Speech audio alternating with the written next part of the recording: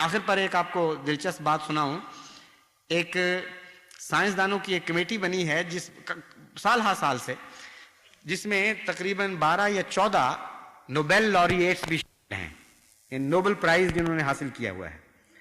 اور انہوں نے بڑے سالوں سے ایک ایٹامک کلاک بنایا ہوا ہے، واشنگٹن میں ہے غالباً وہ، اور وہ مطالعہ کرتے ہیں حالات کا، اور اس گھڑی کو، اس سوئی کو جس کو ایٹامک کلاک کہتے ہیں، اس کو آگے اور پیچھے کرتے رہتے ہیں. اور وہ آگے اور پیچھے کرنے سے یہ بتاتے ہیں کہ ہم ایٹامک جنگ کے کتنا قریب آ گئے ہیں یا کتنا دور ہٹ چکے ہیں.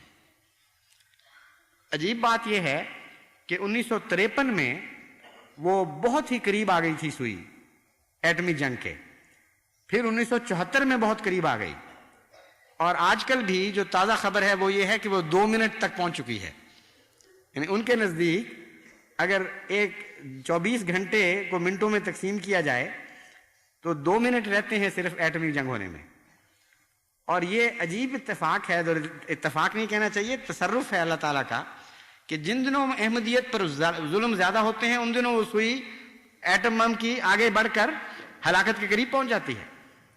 چنانچہ 53 میں بھی مظالم ہوئے بہت سخت اور وہ سوئی قریب پہنچ گئی، 74 میں بھی مظالم ہوئے اور وہ سوئی قریب پہنچ گئی، آج کل بھی مظالم ہو رہے ہیں اور وہ سوئی قریب پہنچ گئی ہے.